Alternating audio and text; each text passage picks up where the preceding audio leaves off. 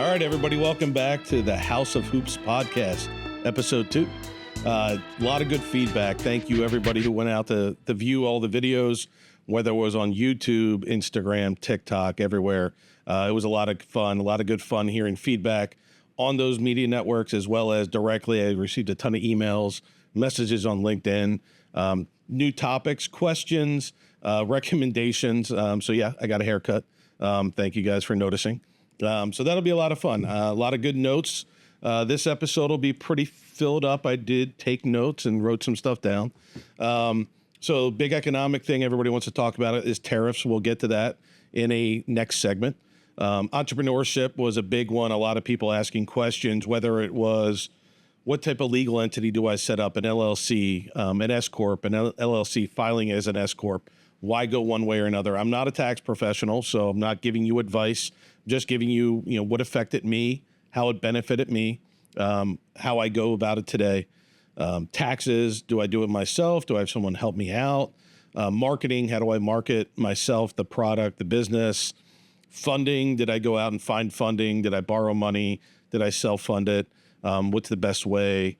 How do you dress, different occasions? Wear a suit, maybe, suit pants and a button down, or even slacks and a button down, jeans and a golf polo. We'll get into a lot of that. Politics, general conversation topics, when to avoid it, when to embrace it, when to know when the right time is to allow that to happen. Trying to be neutral is always my go-to. And then a lot of good topics on the watches and my shoes and the cars and stuff. So we'll get into some segments there as well to give you some enjoyment on the watch side, especially this episode. There'll be some special stuff coming up. What am I wearing today? So I am wearing today my Omega Planet Ocean, which is, fantastic. It's a Seamaster. I've had it for quite a while, bought it in 2019. As I mentioned before, I love to do stuff such as making it an event based on something that happened in my life. I went through and decided that it was a good time based on the fact that we had a phenomenal 2019 as a business and me personally.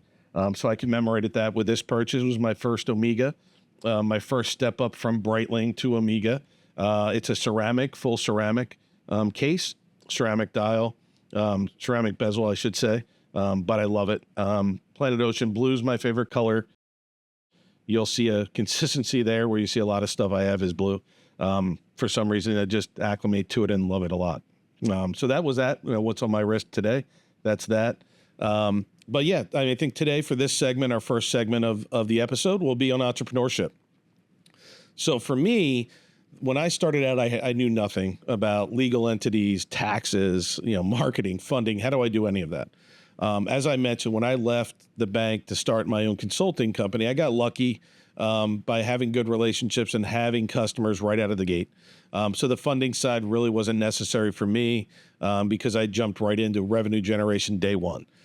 Not everybody's going to be able to do that. So you need to think, distinctly about how am I going to fund what I need to do? I need to live day to day. So I can't really exhaust all of my savings just to start up a business without a plan long term. So how do I go about that? Do I find investors? Do I take out a loan? And I will say everything's different. It's different situations calls for different things. If you are going to start up something like I did, a consulting business, there's not a lot of overhead. Need to make sure I had a good computer. I had access to everything. Small things I needed to do, such as setting up instances in Microsoft with Azure for data accumulation, some small things on data security, but it was really minimalistic, in my opinion, on my upfront investment. I upgraded my laptop to something that I could make sure I could do a lot of heavy lifting work on, upgraded my network security, secured a NAS, a network area storage, to be able to store large amounts of data in a secure environment. But if you're doing something that really requires, other people to do development work, or you're doing inventory, you do need to make sure that you're capitalized correctly for the business. So, there's a lot of good companies out there, a lot of banks out there that help with upfront funding. I'm not a tax professional. I'm not a lender, so I'm not going to give you pure advice, but my advice would be to, and analyze what you need, and don't look at just what I need in the next month or two. understand what you need to do over the next 12 months, 24 months, 36 months. If this thing takes off, where am I going to go? If all of a sudden I get 100 orders and I was expecting 10, can I handle it? How do I handle it? Do I have access to capital to be able to handle it? Or else you could go under, day one because it was, too popular. On the flip side, if I was expecting 1,000 orders and I get 100, I built up an inventory. Can I sustain without making that sale? Because usually your cost of goods sold is going to get offset by your revenues. And if you purchased a lot of upfront inventory and you can't get it sold, your capital strains very, very quickly. So from a capitalization funding perspective, I would say go, step by step, analyze your position, but don't look at just a short term. Look at, what happens if it blows up? What happens if it doesn't? What happens if, 12 months from now, I'm in a certain situation versus 24 months from now? Make sure you look at every situation, understand where you need to go. For me, it was easy. I've never taken outside funding, 100% self-funded to this day. Like I said, 11 years into the mix. But I'm unique in that sense based on the type of business we were doing. Now, obviously, we had to invest more and more and have a lot more expense and overhead today. But in the beginning, I didn't need to do that. So you need to know your business, what it could go to, and what you're going to do if that happens, and have a plan. The legal entity side, am I an LLC? Am I an S-Corp? How do I do that? When I first started out, I didn't know anything. I just went to LegalZoom and set up a LLC. Quick and easy, didn't need to know anything, plugged in from information, boom, spat out Hoops Consulting LLC. I was done, good to go. Once I started working with someone, a tax professional who did my taxes, I started using them when I was in the corporate world just because our taxes got complicated as you start to make more. Talked to them and said, hey, here's what I'm doing. I'm, quit my job, started to do my own business. Here's what it is. They started asking me a ton of questions about, well, what are you doing here? How are you approaching this? Are you going to pay yourself a salary? Are you doing everything through the business and everything's just going to be one account? How are you going to handle this? And I was like, whoa, slow down. Didn't even think about that. What I will say is I wish I kind of had a thought about it in the beginning, knowing that I had immediate revenue coming through, that I could have benefited from being an S-Corp right out of the gate. I didn't understand the values between the two and what I could do with it. So I started with an LLC. I've since moved the Hoops Consulting, moved to an S-Corp eventually, and now we're an S-Corp as Predictive Analytics Group, but I would have changed things differently. With uncertain income and uncertain income stream, LLC is certainly the benefit there. You control when you pay taxes, how you pay taxes from that perspective. There's obviously the self-employment tax you have to deal with. You have to understand how that works. You're basically, for lack of better words, paying both sides of Social Security and Medicare for the business. So if you make $10,000 on the year, you're paying that, 2.25% Medicare and 6.2% Social Security for both the employer side and the employee side. So it works out, to be 15% total that you're paying on your net income at the end of the year. And you do need to make, if you're making good money throughout the year, you need to make estimated tax payments quarterly so you can avoid any tax penalty for delayed payment of taxes.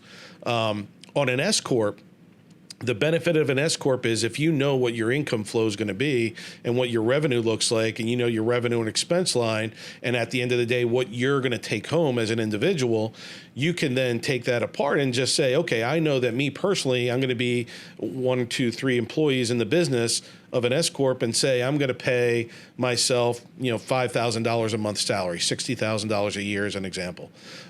With that, I'm paying as myself out of my pocket, out of my paycheck, my half of the Social Security and Medicare, and then the company has the tax liability for their half of it. But the company's not paying all of it. I'm paying half of it personally.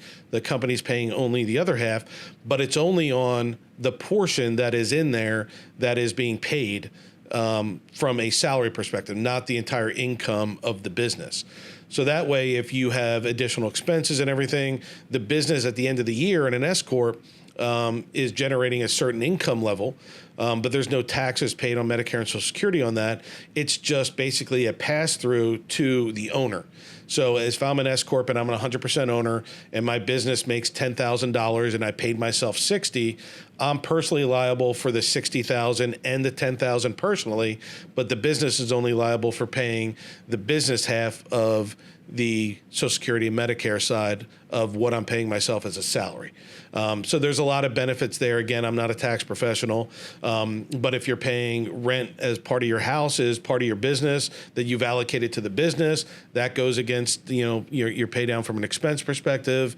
If you're carrying costs, in anything from a, large purchase that you're depreciating, a lot of that goes a long way with a benefit. But if you're going to make the decision, am I an LLC or an S-Corp, and you're not sure, I would say LLC is always the safe option, because it makes sure that you're not going to go against anything and get, audited because you did something from a illegal tax perspective because you didn't know what was happening, innocently, but it does happen. So be smart, be careful. I will always recommend talking to a tax professional, explaining what your business is going to be, explaining how it's going to flow through and what's going to work. And it might not be the same for every person. And even if you're doing the same business as someone else, your setup might be completely different. And it's always going to be a one-off situation of understanding all the factors that go into it.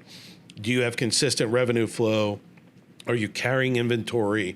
Do you have office space somewhere? Are you allocating a portion of, your domicile? Do you have a specific work vehicle where a lot of small businesses, if you're doing lawn care and everything, you're going to have specific equipment and vehicles for that. That's separate. What's the best situation? So consult a tax professional, understand your situation, and make sure you pick the right one for you. That's going to make sure you optimize your revenues and expenses, and it helps you make the most money in the long run to keep the business flowing and knowing when to reinvest in the business to help it grow. So that's kind of my opinion. Again, not a tax professional by any means, but that's how I would approach it. Find somebody earlier on. I started the business and really didn't talk to anybody till it was tax time. And by then, for me, it was too late. So I probably cost myself a lot of money in that first year and a half. So I recommend just, having that conversation.